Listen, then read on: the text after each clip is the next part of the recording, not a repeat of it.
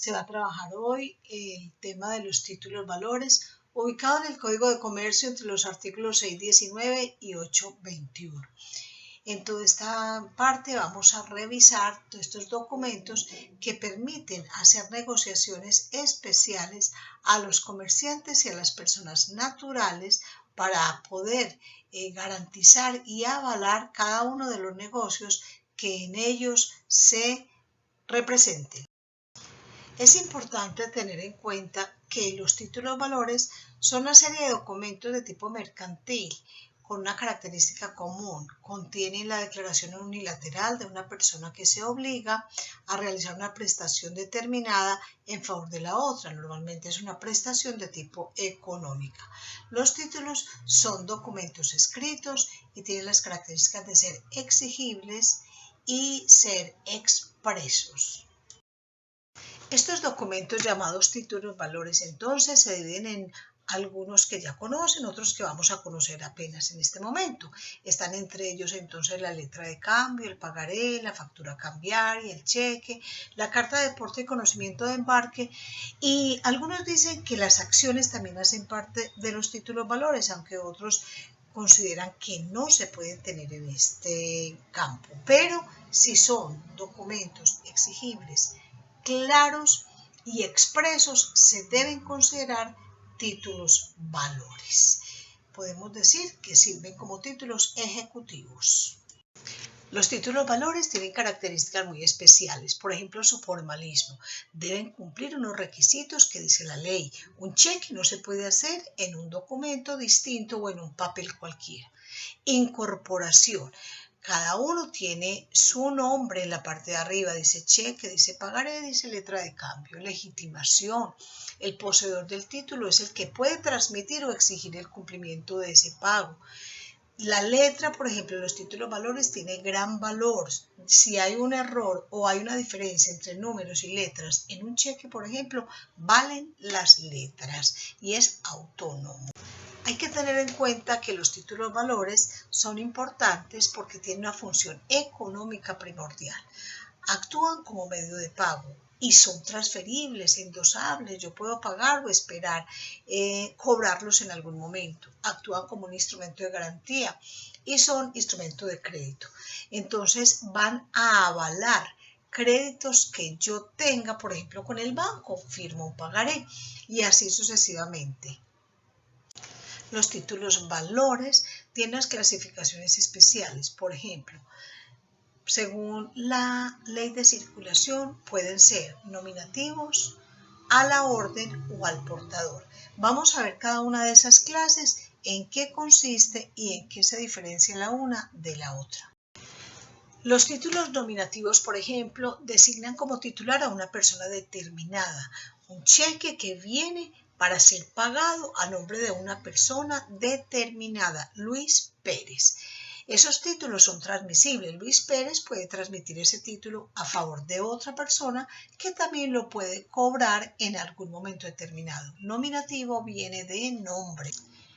Existen también títulos a la orden. Ahí el titular de ese derecho puede ser sustituido por otra persona sin necesidad de comunicársele al deudor. Entonces, lo encontramos mucho, por ejemplo, en la letra de cambio. Se venden las letras y otra persona las cobra en lugar del primero. Se puede transmitir entonces los títulos a la orden de otra persona.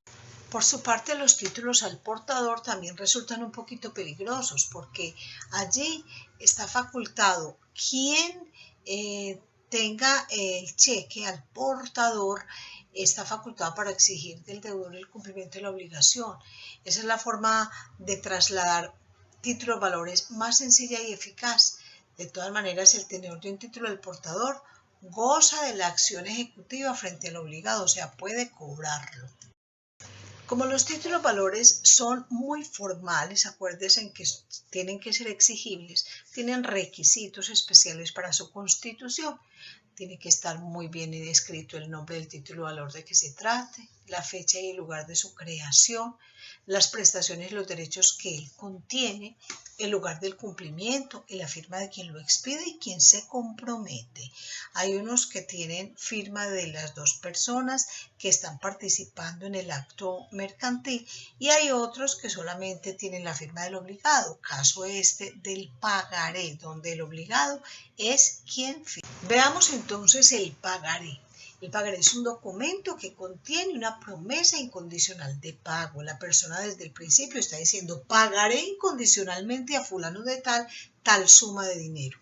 Ese pagaré se hace, se realiza, se construye en una hoja de papel sin formato alguno, pero sí debemos ser muy cautos en las cláusulas que colocamos allí y en los requisitos, el día de pago, la fecha, el lugar, y las sumas que coincidan tanto en números como en letras. Acuérdense que es muy importante estar a tono con todos los requisitos para que sea válido ese título valor. Su nombre surge precisamente porque así se comienza el título. Aquí es muy importante abonar que se tiene la firma del suscriptor, o sea, del que se compromete a pagar. Aquí tenemos una muestra de un pagaré. Obsérvese que se tiene el lugar, la fecha, el dinero, los intereses si los hay, cuándo se debe pagar y quién es el deudor. Importante tener en cuenta la persona también que avala ese crédito. El pagaré goza la transmisibilidad. Eso quiere decir que lo podemos endosar y por eso podemos negociar con él. Endosarlo es firmarlo por detrás, refrendándolo con la firma para el pago a otra persona. El segundo título o valor que veremos es la letra de cambio. La letra de cambio es un título de crédito muy utilizado en Colombia, incluso nuestros campesinos lo han utilizado desde hace mucho tiempo. Primero incluso lo firmaban en la notaría, ahora la sola firma del obligado basta.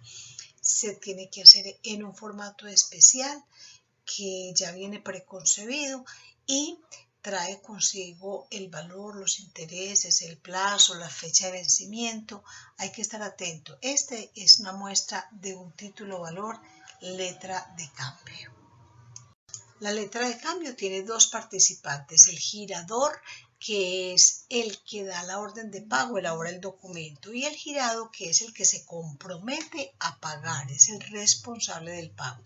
El beneficiario o tomador puede ser el mismo girador o librador, entonces hay que ser muy atento donde colocamos los nombres. La letra también trae la fecha de vencimiento y el valor a pagar en letras y en números.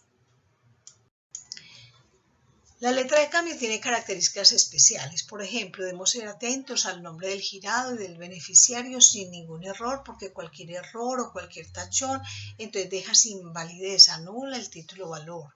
Tener bien escrita la fecha de vencimiento que corresponde al día en que la letra debe pagarse.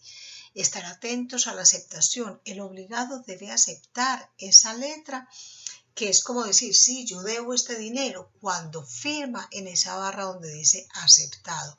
Acuérdense que debe firmar el obligado para podérsele cobrar en un momento determinado por vía ejecutiva. Cuando hablo de la vía ejecutiva es el cobro que se hace ante un juez. Es importante también decir que la letra de cambio se puede endosar para que sea otra persona la encargada de cobrar y de beneficiarse con el dinero que allí se tiene señalado como obligación. El pago en la letra de cambio debe hacerse contra la entrega. Entonces, uno entrega el dinero y el beneficiario debe devolver la letra, porque los títulos valores no pueden estar así como así, moviéndose, porque como son canjeables y son negociables y endosables, entonces se puede presentar alguna inconveniencia o alguna defraudación, por lo menos con este documento. Existen diferencias latentes entre la letra de cambio y el pagaré. La letra de cambio, por ejemplo, tiene dos participantes o intervinientes, el girado y el girador, que son quien debe y quien ordena el pago. Y en el pagaré tenemos es el suscriptor y el tomador o tenedor. El primero es el que debe, el segundo es el que va a recibir el pago. La letra de cambio es concretamente una orden de pago. En cambio, el pagaré es una promesa de pago. Y los dos sirven para garantizar obligaciones dinerarias. El cheque es un título de valor muy conocido y muy utilizado. Viene en un formato especial que saca el propio banco emisor y que vende en una tiquetera en favor del dueño de la cuenta. Se habla de un librador y un librado. El librado es el banco o entidad de crédito a la que se le ordena pagar un cheque. Yo ordeno se pague este cheque.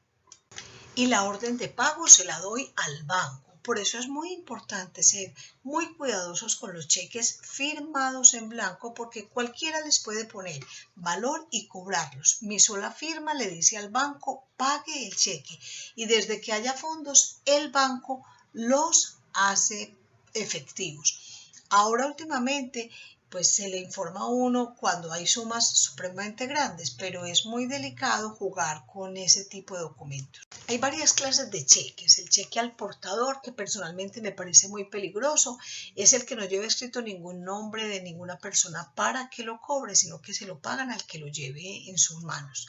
El nominativo, si tiene un nombre especial, ¿a quién se le debe pagar? El cheque cruzado, por su parte, es aquel que uno por seguridad le atraviesa dos líneas paralelas diagonales al anverso y le está diciendo al banco, ojo, solamente lo paga, lo pueden consignar. Y el cheque de gerencia, que es un cheque muy seguro para las transacciones grandes, está a cargo de las propias dependencias del banco. Yo le ordeno al banco y el banco lo acepta y entonces, aunque yo no tenga dinero, el banco tiene que pagar esa plata. Por eso es importante. Bueno, la norma dice que se debe presentar el cheque 15 días después de su fecha para cobrarlo.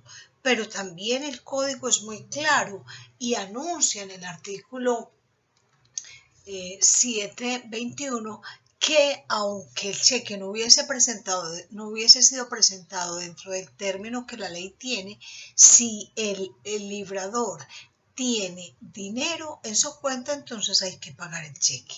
Hay que decir también que cuando se hacen cheques sin fondo y se comercializa con ellos, entonces en el momento del ejecutivo se le cobra un porcentaje de más al librador. Por su parte, la factura cambiaria es un título valor que incorpora una obligación de pagar una suma determinada por mercancías. Esa factura cambiaria debe ir muy bien descrita, el objeto que se vendió, el valor unitario, el valor de todos los que se llevaron y una sumatoria final. Hay que tener en cuenta que la factura cambiaria se debe equiparar a la letra de cambio. En la factura cambiaria, como en la letra de cambio, tenemos un librador y un librado. El librador es entonces el vendedor de la mercancía y el librado es el aceptante, el que debe esa mercadería. Debe de pagar y debe firmar también como aceptante de esa deuda. Y si no, también tiene mérito ejecutivo. Digo mérito ejecutivo porque se puede cobrar por vía judicial, porque definitivamente el vendedor asegura que esa factura cambiaria fue aceptada y la mercancía entregada, por lo tanto, el comprador está obligado a pagarla. La factura cambiaria, que es un documento mercantil, está regulada en el 774 del Código de Comercio. Allí se encuentran los requisitos de este documento. Acuérdense que hay que estar exacta la identificación, las clases, los valores y el número consecutivo de la factura. Para que preste ese mérito ejecutivo, entonces debe estar muy bien diligenciada, tener entonces los precios unitario y total, los valores correspondientes a impuestos, la firma de quien la crea y el nombre o razón social o el NID del impresor de la factura. También la firma del obligado donde acepta la factura como para el pago. como su responsabilidad de pago. No se puede olvidar esto. Aquí hay una muestra de una factura y mírese que esta factura se equipara con la letra de cambio.